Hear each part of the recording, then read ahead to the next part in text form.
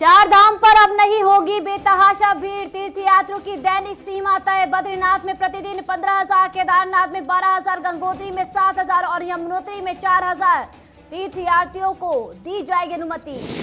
उत्तराखंड में public transport प्राधिकरण की तय करेगा किराया। ऑटो सहित रोडवेज का किराया समिति ने दोबारा भेजी रिपोर्ट।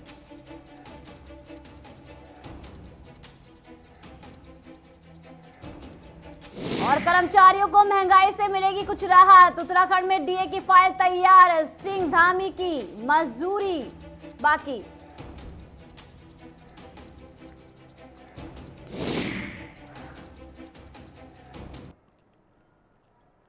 नमस्कार, गुलिस्तान न्यूज में आप सभी का स्वागत है। आपके साथ मैं पूजा पांडे। रुक करते हैं बुलेटिन का। सबसे पहले बात करते हैं उत्तराखंड की, क्योंकि चारधाम यात्रा 3 यमुनोत्री मंदिर का यात्रा को लेकर उत्तराखंड सरकार पूरी तरह से तैयार है।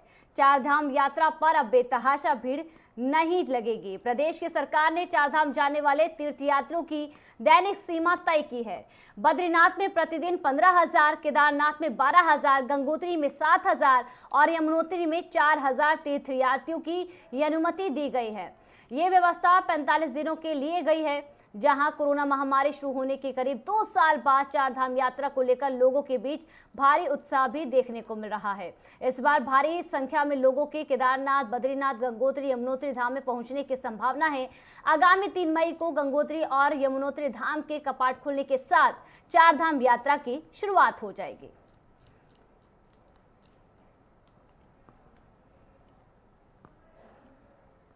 तो देखिए, 3 मई से चारधाम यात्रा की शुरुआत हो रही है, पर इस बार जो यात्रा है उसको लेकर प्रदेश सरकार भी फुल एक्टिव मोड में है। तैयारियां की जा रही हैं। खास तैयारी ये है कि अब की बार चारधाम यात्रा, चाहे वो गंगोत्री हो गया, केदारनाथ हो गया या यमुनोत्री हो गया, यहाँ पर जो संख्या है पर्यटकों की, जो श्रद्धालु है, उनकी संख्या तय कर दी गई है। बद्रीनाथ की बात करें तो यहाँ पर प्रतिदिन केवल 15,000 यात्रियों को ही परमिशन होगी। केदारनाथ की बात करें तो यहाँ पर 12,000, गंगोत्री की बात करें तो यहाँ पर 7,000 और यमुनोत्री में 4,000 तीर्थयात्रियों को अनुमति दी जाएगी। तो प्रदेश सरकार ने कोरोना के मामले को लेकर ये फैसला लिया है, क्योंकि इससे पहले ब्यूरो चीफ धीरेन्द्र प्रताप सिंह हमारे साथ जुड़ गए हैं, जो कि जानकारी देंगे। धीरेन्द्र, हम देख रहे हैं कि चारधाम यात्रा का समय नजदीक है। 3 मई से यात्रा शुरुआत हो रही है और इस बीच यात्रा को लेकर, तीर्थयात्रियों को लेकर ये फैसला लिया गया है और जो संख्या है यात्रियों की वो तय की गई है। हाँ बिल्कुल पूजा, देखिए मैं आपको बताऊं कि उत्तराखंड में जो चारधाम यात्रा है, कोविड के बाद पहली बार जो है इतनी फ्री चलेगी, एक तरह से मुफ्त तरीके से ये यात्रा चलेगी। सरकार को इसका अंदाजा है और सरकार कई बैठकों में तय कर चुकी है कि किस तरह से बड़ी संख्या में आने वाले श्रद्धालुओं का स्वागत सत्कार किया जाएगा, उनकी सुविधाओं का ध्यान रखा जाएगा। क्योंकि बहुत बड़ी संख्या में लोग आ रहे हैं और बहुत बार क्या होता है कि चारों धामों में बड़ी संख्या में यात्रियों के आ जाने से न केवल जाम की स्थिति बनती है, बल्कि उनको रहने के लिए अच्छे हॉस्टल, लॉज, होटल नहीं मिलते, धर्मशालाएं नहीं मिलती और कई तरह की समस्याएं होती है। मंदिर में दर्शन करने में भी उनको कई तरह की समस्याएं आती है और एक उत्तराखंड की खराब छवि लेकर के वो वापस लौटते हैं। तो इस बार सरकार ने इसका पूरा ध्यान रखा है, इसीलिए चारों धामों में यात्रियों की संख्या भी तय कर दी है कि केदारनाथ में 15,000, बद्रीनाथ में उससे कम और सबसे कम 4,000 लोग यमुनोत्री में। तो एक तरह से 4,000 से शुरू होकर 15,000 तक चारों धामों में जो यात्री हैं वो प्रतिदिन आएंगे। उनका प्रॉपर रजिस्ट्रेशन होगा। हालांकि कोविड की जो अभी वैक्सीनेशन का सर्टिफिकेट और सीमाओं पे जांच की बात थी, उसमें बहुत भ्रम की स्थिति बन रही थी, सरकार ने उसे समाप्त कर दिया है। सरकार के अगले आदेश तक कोई भी जांच नहीं होगी या न कोई वैक्सीनेशन का कोई सर्टिफिकेट भी नहीं मांगेगा। तो एक तरह से जो मुख्यमंत्री कार्यालय की तरफ से हम लोगों को बताया गया है कि यात्रियों की सुविधाओं को ध्यान में रखते हुए सरकार ने फैसला लिया है कि चारों धामों में प्रतिदिन की जो यात्रियों की संख्या है वो निर्धारित कर दी गई है। देखिए धीरेन्द्र, निर्धारित तो की गई है यात्रियों की संख्या। सवाल ये है कि जिन यात्रियों ने पहले से ही बुकिंग कर ली है वो संख्या बढ़ भी सकती है। तो क्या यहाँ पर सरकार की रणनीति है, क्या कुछ प्लानिंग है? क्या जो लोग पहले से करवा चुके हैं बुकिंग, अब उन्हें टाला जाएगा? क्योंकि समय उनके लिए भी कीमती है। उनको पूजा, मैं बता रहा हूँ आपको, उनको टाला नहीं जाएगा। उनकी जो बुकिंग है वो प्रॉपर रहेगी और वो आएंगे तो उनको चार धामों के आसपास कहीं रुकना पड़ेगा और उनको रुकने की व्यवस्थाएं भी सरकार ने काफी अच्छी तरीके से की है। तमाम हॉस्टल, लॉज, धर्मशालाएं, होटलों को उन्होंने अपडेट किया है और उसके आसपास चिकित्सा सेवाएं उन्होंने इंस्टॉल की है और अन्य जो सुविधाएं होती हैं, ट्रैफिक प्लान बनाया है, बाकायदा बड़ी संख्या में ट्रैफिक पुलिस वहाँ पे निर्धारित स्थानों पे रहेगी यात्रियों की मदद करने के लिए। और सवाल है यहाँ पर कि जिस तरह से चारधाम यात्रा का समय तो नजदीक है, 3 मई से शुरुआत हो रही है और शुरुआत होने से पहले ये बड़ा जो फैसला यात्रियों की सीमित संख्या को लेकर लिया गया है, इसका असर राजस्व पर, यात्रा पर सकारात्मक पड़ेगा या नकारात्मक, क्या लगता है? बिल्कुल पूजा, देखिए यह जो यात्री संख्या है, आपने देखा होगा कोरोना काल में जब चारों धामों की यात्राएं शुरू हुई थी तो प्रतिबंधों के साथ ही और उस समय भी यात्रियों की संख्या निर्धारित की गई थी कि इससे अधिक यात्री नहीं जा सकते। हालांकि वो संख्या बहुत कम थी, प्रतिदिन 1,500 से 2,000 लोगों की ही अनुमति उस समय मिल पाई थी, लेकिन अब सामान्य दिनों में 4,000 से लेकर 15,000 तक अलग अलग धामों में जो संख्या निर्धारित की गई है, उससे राजस्व का कोई नुकसान नहीं होगा और लोग बहुत आराम से आएंगे, बिना भीड़ भाड़ के दर्शन करेंगे और उत्तराखंड की एक अच्छी छवि लेकर के जाएंगे। सरकार को इस बात का पूरा ध्यान है कि किसी को कोई असुविधा न हो, जिससे उसके राजस्व के साथ साथ राजस्व से भी ज्यादा अहमियत जो रखती है वो उत्तराखंड की छवि है, जो देश के दूर दराज इलाकों को लेकर कैसे यात्रियों को जागरूक किया जा रहा है? जो अचानक से फैसला लिया गया चारधाम यात्रा में यात्रियों की सीमित संख्या को लेकर, जो जिन लोगों ने बुकिंग करवा ली है, जो यात्री है, उनको कैसे जागरूक किया जा रहा है इस फैसले को लेकर सरकार? बिल्कुल पूजा, देखिए जैसे कि सरकार ने इस बार कंपलसरी किया है कि हर यात्री रजिस्ट्रेशन कराएगा उत्तराखंड टूरिज्म डिपार्टमेंट की जो वेबसाइट है उस पे, और उस रजिस्ट्रेशन में कई तरह की जानकारियां ली जाती है। इवन जीपीएस के माध्यम से उनको ट्रैक किया जाता है और शायद इसीलिए जो कोविड का टेस्ट और अन्य चीजों को सरकार ने समाप्त कर दिया है। किसी को कोई लक्षण मिलेगा और उनको सरकार ट्रैक कर पाएगी कि वो कहाँ पे किस जगह है और उनको वहीं पे इलाज की सुविधा भी उपलब्ध कराएगी। आइसोलेशन की जरूरत होगी तो वो भी करेगी। तो एक तरह से देखिए संख्या तो सीमित कर दी गई है, पर यहाँ पर यात्रा को व्यापक तौर पर, व्यापक स्तर पर जनता के बीच पहुंचाना है ताकि उनको किसी भी तरह की परेशानी ना हो, क्योंकि एक और हम देख रहे हैं कि कोरोना है, वहीं दूसरी ओर सरकार को भी डर है कि लोगों के बीच भयावह की जो तस्वीर है, डर की जो तस्वीर है वो ना पहुंचे और लोग जो इस उत्साह है चारधाम यात्रा को अच्छे से कर सकें। चलिए धीरेन्द्र, बहुत बहुत शुक्रिया इस खबर पर तमाम जानकारी के लिए। आगे बढ़ते हैं। उत्तराखंड में रोडवेज निजी बसों, विक्रम ऑटो, टैक्सी और तमाम जो चालक हैं उनको लेकर आपको जानकारी दे रहे हैं कि बसों के साथ ही ट्रकों का किराया कितना होगा, ये राज्य परिवहन प्राधिकरण ही तय करेगा। फिलहाल पूर्व की बैठक में गठित हुई समिति ने दोबारा अपनी रिपोर्ट परिवहन मुख्यालय को भेज दी है। वहीं आरटीओ देहरादून की अध्यक्षता में किराया बढ़ोतरी को एक समिति गठित की गई थी।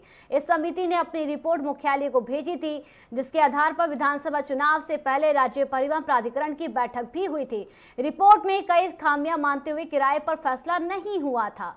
दोबारा आरटीओ दून की अध्यक्षता में समिति गठित की गई थी, जिसने दोबारा किराया बढ़ोतरी का प्रस्ताव मुख्यालय को भेजा है।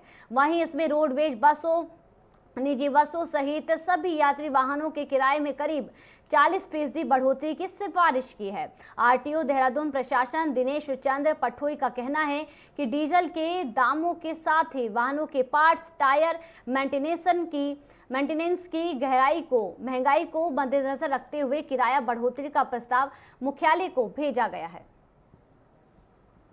और ज्यादा जानकारी के साथ हमारे सहयोगी संचित शर्मा जुड़े हैं, जो कि जानकारी देंगे। संचित, हम देख रहे हैं कि पब्लिक ट्रांसपोर्ट को लेकर बड़ी बातें कही जा रही, क्या कुछ पूरा मामला है और क्या कुछ जानकारी? देखिए, जिस तरीके से लगातार पेट्रोल और डीजल के रेट में इजाफा हुआ है, इसको लेकर के जो बस संचालक है या कहें कि जो ट्रांसपोर्ट से जुड़े लोग हैं, उन्होंने इस चीज की मांग उठाई है कि जो उनके किराया दर है उसको बढ़ाया जाए। तो इसको लेकर के जो बसों का किराया है, उनके जो अध्यक्ष है उन्होंने एक मांग रखी है कि जो बसों का किराया है उसको बढ़ाया जाए और उसको परिवहन विभाग को भेज दिया गया है। तो लगातार इसके ऊपर रिपोर्ट गई है, अभी देखते हैं कि इस पे क्या फैसला लेती है। लेकिन अगर कहीं ना कहीं रेट बढ़ते हैं तो निश्चित तौर पे जो लोकल ट्रैवलर्स हैं या कहीं की जो लोग अपने कन्वेंस से नहीं बल्कि जो सरकारी सर्विस है या कहीं की प्राइवेट बसेस से जो ट्रैवल करते हैं, उनके जब रेट में इजाफा होगा तो निश्चित तौर पर उनकी जेब पे भारी असर पड़ेगा और इसका विरोध भी होगा और निश्चित तौर पे इसका खामियाजा सरकार को भी भुगतना पड़ेगा। तो सरकार इसी पैमाने पे विचार विमर्श कर रही है कि किस तरीके से इन सब चीजों पे नियंत्रण पाया जाए। साथ ही साथ जो इलेक्ट्रिक कहें कि इलेक्ट्रिक चीजों को बढ़ावा देने का काम कर रहे हैं, तो वो भी कोशिश की जा रही है कि इलेक्ट्रिक जो बसें हैं या इलेक्ट्रिक जो संसाधन है उसको बढ़ाया जाए, जिससे कि जो किराया दर है वो कम रहे। जी, तो ये जो निजी बस हैं या ऑटो चालक हैं, क्या इस फैसले का समर्थन कर रहे हैं? नहीं, देखिए, जो किराएदार वाले हैं वो बिल्कुल निश्चित तौर पे इसका समर्थन कर रहे हैं, क्योंकि उनका जो कहें कि निश्चित तौर पे जो तेल का खर्चा है वो उनका निकल नहीं पा रहा है, और जो किराया दर है वो जब बढ़ेगा तभी उनका कहीं ना कहीं मुनाफा होगा, तो वो तो इस पक्ष में है। लेकिन अगर बात करें ट्रैवलर्स की, या कहें कि जो लोग डेली ट्रैवलिंग करते हैं, उन लोगों का मानना है कि पेट्रोल दर ना बढ़ाई जा करके इलेक्ट्रिक थोड़ा किया जाए, जिससे इलेक्ट्रिक गाड़ियों को बढ़ावा दिया जाए और जिससे संसाधनों की कमी नहीं होगी, तो निश्चित तौर पर उससे जो रेट है वो बढ़ेगा नहीं और उनकी जेब पर भी भारी भार नहीं पड़ेगा। तो जिस तरह से विरोध भी किया जा रहा है, ऑटो चालक हो गए या तमाम जो चालक हो गए, क्या लगता है कि इसको और इसके खिलाफ प्रदर्शन किए जाने की भी तैयारी है? नहीं, देखिए, अभी तक कोई ऐसी खबर सामने निकल के नहीं आ रही कि कोई प्रदर्शन वगैरह किया जाएगा, लेकिन हाँ, अगर रेटों में बढ़ावा किया जाएगा तो निश्चित तौर पे जो लोग हैं वो उसका प्रदर्शन जरूर करेंगे, और रेट अगर नहीं बढ़ाए गए तो जो ऑटो चालक हैं या कहीं की जो बस संचालन वाले हैं वो निश्चित तौर पे इसका विरोध करेंगे और वो धरना प्रदर्शन जरूर कर सकते हैं। चलिए संचित, बहुत बहुत शुक्रिया इस खबर पर तमाम जानकारी के लिए। आगे बढ़ते हैं। उत्तराखंड राज्य सरकार के कर्मचारियों और पेंशनरों को महंगाई के से कुछ राहत मिल सकती है। वित्त विभाग ने 3% महंगाई भत्ता बढ़ाने की फाइल तैयार कर दी है। वहीं प्रस्ताव पर मुख्यमंत्री पुष्कर सिंह धामी की मंजूरी मिलते ही कर्मचारियों को महंगाई भत्ते की सौगात दे दी जाएगी। वहीं सूत्रों के मुताबिक अगले हफ्ते तक आदेश जारी हो सकते हैं। वहीं केंद्र सरकार ने मार्च में 1 जनवरी 2022 से 3% महंगाई भत्ता बढ़ाने का फैसला लागू कर दिया था। इसके बाद राज्य सरकार के स्तर पर भी डीए को लेकर प्रस्ताव तैयार हो गया। बढ़ती महंगाई का सामना कर रहे कर्मचारी भी डीए से कुछ राहत मिलने की उम्मीद बांधे हुए हैं। वहीं वित्त विभाग के सूत्रों के मुताबिक डीए का आदेश अब तक जारी हो जाता, लेकिन वित्त विभाग में सचिव वित्त को लेकर स्थिति स्पष्ट नहीं हो पाई थी। हाल ही में तबादला आदेश में सचिव वित्त की जिम्मेदारी भी तय हो गई है। सूत्रों के मुताबिक डीए की फाइल वित्त विभाग से होते हुए अब मुख्यमंत्री पुष्कर सिंह धामी तक पहुंच गई है। उनका अनुमोदन प्राप्त होते ही डीए के आदेश जारी हो जाएंगे।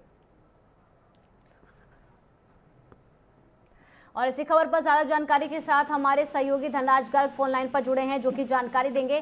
धनराज, क्या लगता है महंगाई को लेकर जो ये फैसला है, और क्या उससे जो कर्मचारी हैं उनको वाकई में राहत मिल सकती है?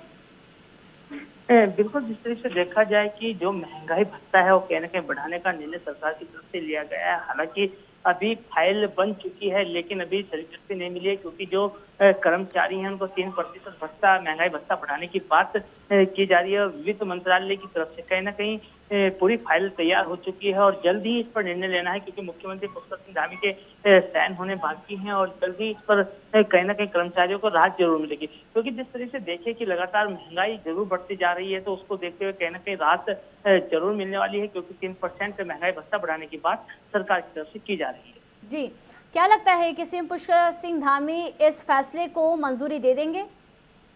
जी बिल्कुल, जिस तरीके से देखा जाए कि मुख्यमंत्री पुष्कर सिंह धामी पहले ही कह चुके हैं कि वो कहीं ना कहीं कर्मचारियों के बारे में सोचते रहते हैं और कर्मचारियों के लिए लगातार योजनाएं भी बनाते हैं, तो उसी को देखते हुए कहीं ना कहीं लगता है कि जो वित्त मंत्रालय की तरफ से फाइल तैयार की गई है उस पर जल्दी पुष्कर सिंह धामी की तरफ से जरूर मंजूरी मिलेगी, क्योंकि कहीं ना कहीं कर्मचारियों को जो राहत देने वाली बात है, क्योंकि लगातार कहीं ना कहीं महंगाई बढ़ती हुई जा रही है और इससे कर्मचारियों को राहत मिलना अति आवश्यक है।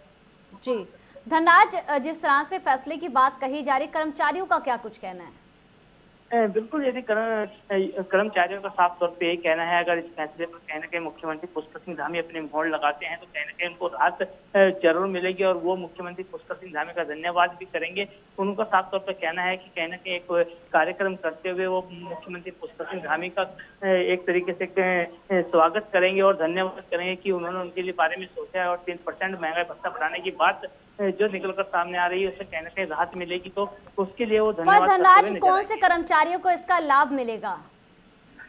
बिल्कुल, जिस तरीके से देखा जाए कि जो सरकारी कर्मचारी हैं, जितने भी सरकारी विभाग हैं, सभी कर्मचारियों को इसका लाभ मिलता हुआ नजर आएगा और ये पहला कदम होगा मुख्यमंत्री पुष्कर सिंह धामी का कि जो कर्मचारियों को इस तरह का भत्ता दिया जाएगा। चलिए धनराज, बहुत बहुत शुक्रिया इस खबर पर तमाम जानकारी के लिए।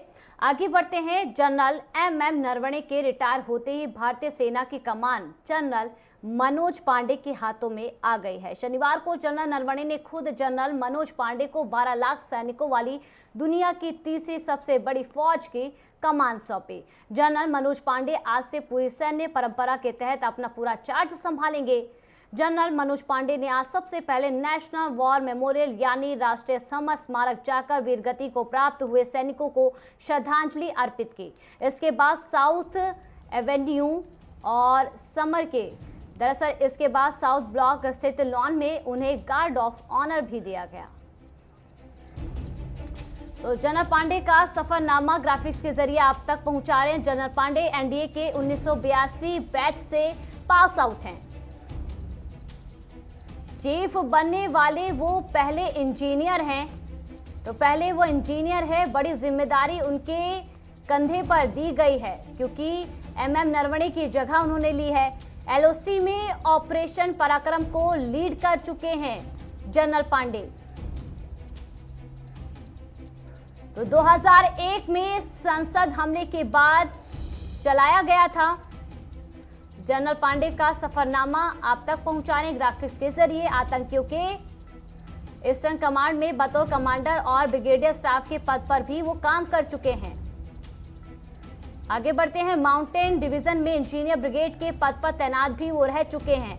तो जनरल पांडे का ये सफरनामा है। नॉर्थ ईस्ट रीजन में भी लेफ्टिनेंट जनरल के तौर पर कई ऑपरेशन को वो अंजाम दे चुके हैं। तो काफी लंबा चौड़ा उनका ये एक्सपीरियंस रहा है। अंडमान निकोबार में बतौर कमांडर भी वो काम कर चुके हैं। तो जनरल पांडे का जो सफरनामा है वो आप तक पहुंचा रहे। परम विशिष्ट सेवा मेडल, अति विशिष्ट सेवा मेडल से भी उन्हें सम्मानित किया जा चुका है। और इस बीच पद संभालते हुए मनोज पांडे ने क्या कुछ कहा, आइए आपको सुनाते हैं। इसे मैं पूरी विनम्रता से स्वीकार करता हूं। मुझे इस बड़ी जिम्मेवारी का पूरा एहसास है और मैं ईश्वर से प्रार्थना करता हूं कि मुझे शक्ति, सामर्थ्य और सद्बुद्धि दे जिससे कि मैं ये कार्य अच्छी तरह से पार कर सकूं। आप जानते हैं हमारी इंडियन आर्मी का एक गौरवशाली इतिहास रहा है जिसने देश की सुरक्षा और अखंडता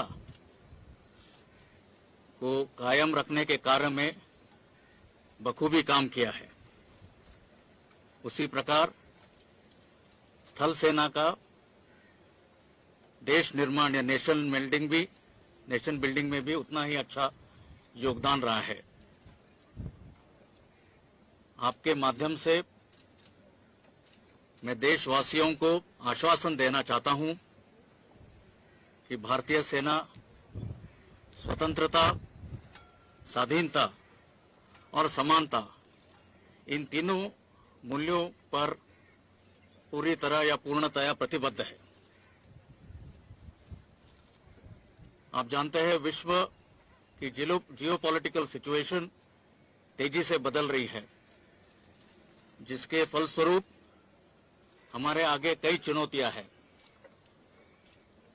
हर संभव चुनौती का सही मायने में सामना करना हमारी स्थल सेना का काम है। हमारी स्थल सेना बाकी सिस्टर सर्विसेज के साथ पूरे समन्वय, सहयोग और सामंजस्य से हम तीनों मिलकर इन चुनौतियों का और हर कॉन्फ्लिक्ट सिचुएशन के लिए तैयार रहेंगे। मेरी कोशिश रहेगी कि मेरे प्रीडिसेसर्स ने जो अच्छा काम किया है उसको मैं आगे बढ़ाऊं और खास करके आधुनिकीकरण और आत्मनिर्भरता के क्षेत्र में अहम लक्ष्य प्राप्त करूं। जहां तक हमारे बहादुर ऑफिसर्स, जेसीओज और जवानों का सवाल है, मैं उनको विश्वास दिलाना चाहूंगा कि उनका हित और कल्याण मेरे लिए सर्वोपरि रहेगा। साथ ही में हमारे भूतपूर्व सैनिक और वीर नारी, उनका वेलबींग को ध्यान रखना भी मेरी प्राथमिकता रहेगी। मैं कहूंगा कि इंडियन आर्मी के किसी भी ऑफिसर के लिए irrespective of his arm and service, मैं समझता हूं एक ये बड़े सम्मान की बात है कि उसे सेना का नेतृत्व करने का मौका या संधि मिली है। जहां तक मेरा सवाल है, कोर ऑफ इंजीनियर्स या दूसरे कोई आर्म सर्विस का, उसका उतना मायने नहीं रखता है। बट मैं आपको इतना बताना चाहता हूं या दोहराना चाहता हूं कि इंडियन आर्मी में सभी आर्म्स एंड सर्विसेज के ऑफिसर्स को अपने करियर प्रोग्रेशन और प्रोफेशनल ग्रोथ के लिए इक्वल अपॉर्चुनिटी या समान संधि मिलती है। साथ ही में at the senior leadership positions, आम आदमी पार्टी के राष्ट्रीय संयोजक और दिल्ली के मुख्यमंत्री अरविंद केजरीवाल गुजरात के भरूच जिले के चादेलिया गांव में एक जनसभा में पहुंचे। यहां अरविंद केजरीवाल ने आदिवासी संकल्प सम्मेलन में हिस्सा लिया। अरविंद केजरीवाल ने कहा कि गुजरात में 1 करोड़ से भी ज्यादा आदिवासी रहते हैं। सबको मेरा प्रणाम। 6.5 करोड़ गुजरातियों को इस मंच से मेरा प्रणाम। वहीं आगे मुख्यमंत्री अरविंद केजरीवाल ने क्या कुछ कहा, आइए आपको सुनाते हैं। गुजरात के अंदर बंद कर दिए। सरकारी स्कूलों की हालत बहुत खराब है। गुजरात के अंदर दीवारें टूटी पड़ी हैं, जंग लगे पड़े हैं, टीचर हैं नहीं। कई स्कूल ऐसे हैं जिसमें 7-7, 8-8 क्लासों का स्कूल है और एक ही टीचर है, और कई स्कूल में तो एक भी टीचर नहीं है। कितने लाख बच्चों का भविष्य खराब है। लेकिन ये बदल सकता है। हमने दिल्ली में बदल के दिखाया है। दिल्ली में भी पहले यही हाल था। दिल्ली में सरकारी स्कूलों का बहुत बुरा हाल था। दिल्ली में सरकारी स्कूलों में पहले टीचर आते नहीं थे, पढ़ाई नहीं थी, सरकारी स्कूल टूटे पड़े थे, दीवारें टूटी पड़ी थी, कुछ भी नहीं था, बच्चे आते नहीं थे। गरीब आदमी बेचारा मजबूरी में अपने बच्चों को सरकारी स्कूल में भेजता था। कोई अपने बच्चे को सरकारी स्कूल नहीं भेजना चाहता था। और आज 7 साल के बाद दिल्ली के सरकारी स्कूल शानदार बन गए हैं। इतने अच्छे बन गए, इस साल 4 लाख बच्चों ने अपने प्राइवेट स्कूल से नाम कटवा के सरकारी स्कूल में भर्ती कराया। इससे बड़ा और सबूत क्या होगा। 4 लाख बच्चों ने सरकारी स्कूल से, प्राइवेट स्कूल से नाम कटवा के सरकारी स्कूल में भर्ती कराए हैं। बड़े बड़े अमीर लोगों ने, बड़े बड़े वकीलों ने, बड़े बड़े डॉक्टर, अफसर अपने बच्चों का प्राइवेट स्कूल से नाम कटवा के सरकारी स्कूल में भर्ती करा रहे हैं। अब एक ही डेस्क पे, सरकारी स्कूल में एक ही बेंच पे जज का बच्चा, अफसर का बच्चा और रिक्शे वाले का बच्चा एक ही बेंच पे बैठ के पढ़ते हैं। ये बाबा साहब अंबेडकर का सपना था जो 75 साल में पूरा नहीं हुआ। लेकिन मैंने कसम खाई है, बाबा तेरा सपना अधूरा केजरीवाल करेगा पूरा। इस साल हमारे सरकारी स्कूलों के नतीजे दिल्ली में 99.6% नतीजे आए हैं। 99.7% नतीजे भारत के इतिहास में कभी नहीं हुआ। दूसरे राज्यों में 50% आते हैं, 60%, 40%, दिल्ली में 99%। इतने शानदार स्कूल हैं। और अभी मैं देख रहा हूं, जब मेरा ऐलान हुआ कि मैं यहां आने वाला हूं, ये बीजेपी व्हाट्सएप के ऊपर बीजेपी वाले चला रहे हैं, केजरीवाल के स्कूल खराब हैं, केजरीवाल के स्कूल खराब हैं, केजरीवाल के। छोटू भाई वसावा जी और महेश भाई वसावा जी दिल्ली आए थे अभी थोड़े दिन पहले। हम इनको स्कूल दिखाने के लिए ले गए। छोटू भाई जी पसंद आए कि नहीं आए स्कूल? महेश भाई पसंद आए कि नहीं आए? छोटू भाई, महेश भाई हमारे स्कूल देख के आए, हमारे अस्पताल देख के आए, हमारे मोहल्ला क्लिनिक देख के आए, इतने खुश हो गए। उन्होंने कहा केजरीवाल जी अब गुजरात में भी ऐसे स्कूल अस्पताल बनने चाहिए।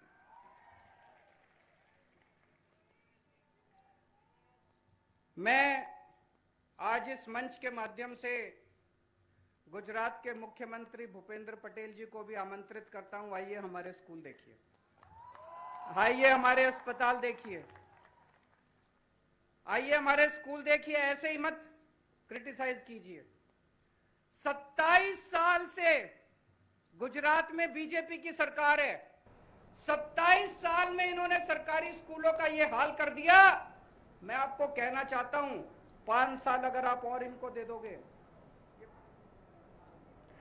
तो वहीं हरियाणा के मुख्यमंत्री मनोहर लाल सोनीपत जिले के गांव नाहरा से अमृत सरोवर योजना की उन्होंने शुरुआत की।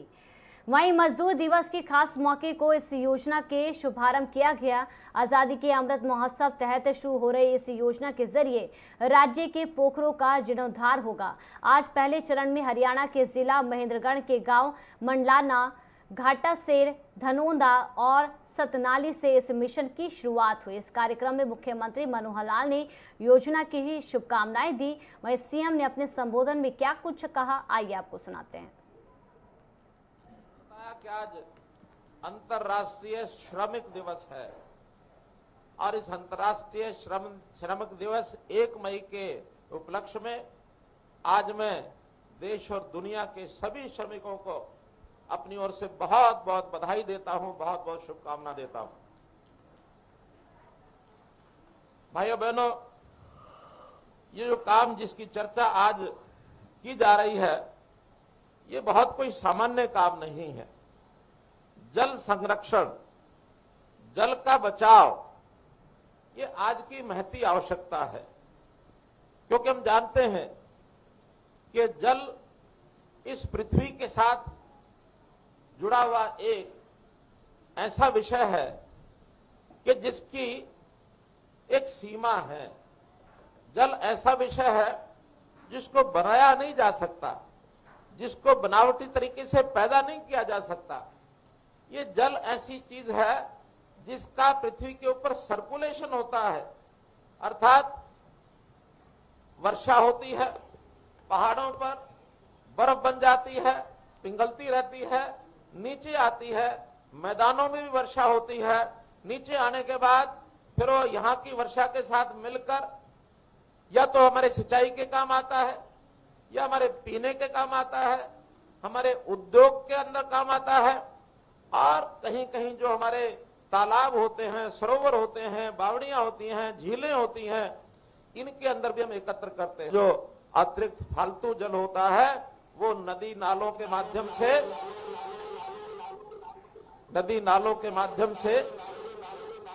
भैया ठीक करो जरा,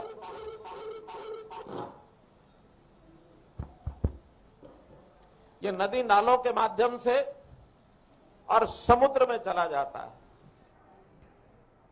और इसी के साथ फिलहाल इस बुलेटिन में इतना ही। नमस्कार।